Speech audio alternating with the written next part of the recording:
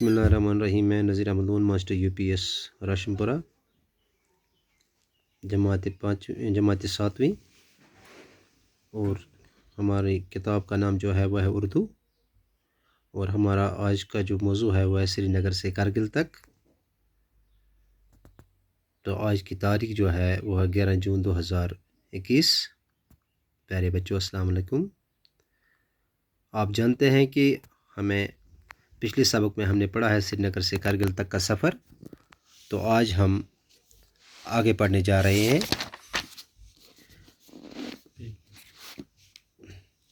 Page number 70, यानी आप सफ़ा नंबर 70 खोलिए अपनी किताब, उर्दू किताब से, और हम शुरू करते हैं।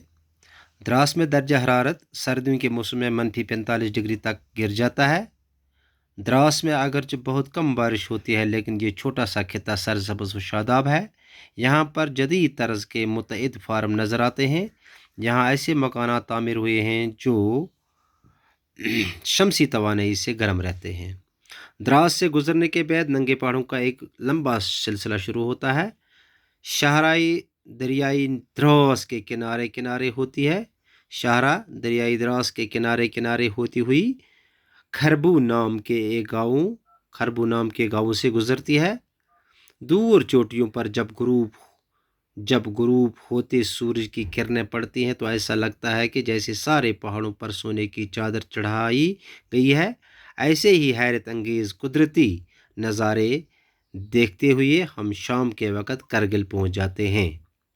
लेह के बाद करगिल लद्दाख का सबसे ज़्यादा आबाद और बारूना कस्बा है। ये कस्बा नंगे पहाड़ों और तंग पथरीली वादियों के दरमियान बहने वाले दरियाई सुरू के किनारे पर आबाद है, इसलिए उससे सुरू वैली भी कहा जाता है। करगिल की ऊंचाई सतह समंदर से तकरीबन 2750 मीटर है। यहाँ की नाकाबिल काश्त ज़मीन को काबिल काश्त बनाया गया है। करगिल की आबादी कई हज़ार के करीब है। श्रीनगर लेह शाहरा करगिल कस्बे के बीचों बीच गुजरती है। श्रीनगर से लेह जाने वाली और लेह से श्रीनगर आने वाली अक्सर गाड़ियां रात को करगिल में ही ठहरती हैं, जिससे इस जगह की रौनक में इजाफा हो जाता है। सियाहों और दीगर मुसाफिरों की आमद की वजह से यहाँ कई होटल और बाज़ार वजूद में आ गए हैं, जिसका अच्छा असर यहाँ की मईशत पर भी पड़ा है। तो प्यारे बच्चों, द्रास में दर्जा हरारत सर्दियों के मौसम में -45, यानी द्रास में जो दर्जा हरारत है तो वो है -45 डिग्री तक पहुंच जाता है सर्दियों में। द्रास में अगरचे बहुत कम बारिश होती है, और द्रास का इलाका जो है यहाँ बारिश बहुत कम तादाद में होती है, लेकिन ये छोटा सा खिता सरसब्ज़ व शादाब है। लेकिन ये एक छोटा सा खिता है, छोटा सा एक इलाका है, लेकिन ये बहुत सरसब्ज़ है, शादाब है, आबाद है। यहाँ पर जदीद तर्ज के मुतअद्दिद फार्म नज़र आते हैं। साइंस की तरक्की की वजह से द्रास में यहाँ पर नए नए तर्ज के फार्म वजूद में आए हैं। यहाँ ऐसे मकानात तामीर हुए हैं जो शमसी तवानाई से गर्म रहते हैं। ऐसे ऐसे मकान भी यहाँ वजूद में आए हैं। यहाँ लोगों ने ऐसे मकान बनाए हैं जो सूरज की रोशनी से गर्म हो जाते हैं। द्रास से गुजरने के बाद नंगे पहाड़ों का एक लंबा सिलसिला शुरू होता है। जब हम द्रास से गुजर जाते हैं करगिल के लिए तो नंगे पहाड़ों का एक लंबा चौड़ा सिलसिला शुरू हो जाता है। शाहरा दरियाई द्रास के किनारे किनारे होती हुई खरबू नाम के गाँव से गुजरती है।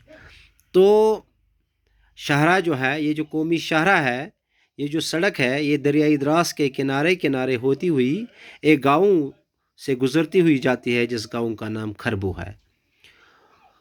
दूर चोटियों पर जब गुरूब होते सूरज की किरणें पड़ जाती है, जब सूरज गुरूब हो जाता है तो उस वक़्त इसकी जो किरणें हैं वो जब ऊंचे ऊंचे पहाड़ों पर पड़ती हैं तो सारे पहाड़ों पर सोने की चादर चढ़ाई गई है। ऐसा लगता है जैसे सोने की चादर चढ़ाई जाती है इन ऊंचे पहाड़ों की इन चोटियों पर। ऐसे ही हैरत अंगेज़ कुदरती नज़ारे देखते हुए तो बहुत सारे कुदरती नज़ारे देखने को मिलते हैं जब हम श्रीनगर से करगिल की तरफ जाते हैं। तो ऐसे ही हैरत अंगेज़, यानी नए नए हैरत, जो इंसान को हैरत में डाल देते हैं, नज़ारे देखते हुए हम शाम के वक़्त करगिल पहुंच जाते हैं। लेह के बाद करगिल लद्दाख का सबसे ज़्यादा लेह के बाद لہ کے بعد کرگل لداخ کا سب سے زیادہ آباد اور بارونق قصبہ ہے۔ پہلے تو لہ کا مقام آتا ہے، اس کے بعد لداخ میں 2 خطے ہیں، لہ اور کرگل۔ لہ کے بعد کرگل ہے جو لداخ کا سب سے زیادہ آباد اور بارونق قصبہ ہے۔ یہ قصبہ ننگے پہاڑوں اور تنگ پتھریلی وادیوں کے درمیان بہنے والی دریائے سورو کے کنارے، یہ جو وادی ہے یہ ایک وادی نما ہے، جو کیا کہتے ہیں اس کو، کرگل ہے، یہ دریائے سورو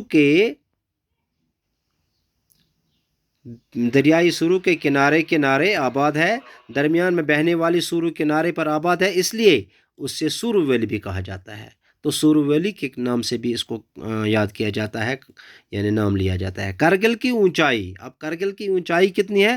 سطح سمندر سے تقریباً 2750 میٹر، 2750 میٹر سطح سمندر سے اس کی اونچائی ہے۔ یہاں کی ناقابل کاشت زمین، یہاں کی زمین جو تھی وہ پہلے ناقابل کاشت تھی، جس میں کچھ نہیں، کوئی فصل نہیں بوئی جاتی تھی، لیکن اب اس کو قابل کاشت بنایا گیا ہے۔ کرگل کی آبادی کئی ہزار کے قریب ہے۔ سری نگر لہ شاہراہ کرگل قصبہ کے بیچوں بیچ گزرتی ہے۔ سری نگر لہ جو ایک قومی شاہراہ ہے جو سری نگر سے لہ سڑک جاتی ہے، یہ کرگل کے بیچوں بیچ گزرتی ہے۔ سری نگر سے لہ جانے والی اور لہ سے سری نگر آنے والی جو بھی گاڑی سری نگر سے لہ جاتی ہے اور لہ سے سری نگر آتی ہے، اکثر گاڑیاں رات کو کرگل میں ہی ٹھہرتی ہیں، جس سے اس جگہ کی رونق میں اور اضافہ ہوتا ہے، اور اس جگہ کی رونق جو ہے اور بڑھ جاتی ہے۔ سیاحوں کا رش رہتا ہے، سیاحوں اور دیگر مسافروں کی آمد کی وجہ سے یہاں کئی ہوٹل اور بازار وجود میں آئے ہیں۔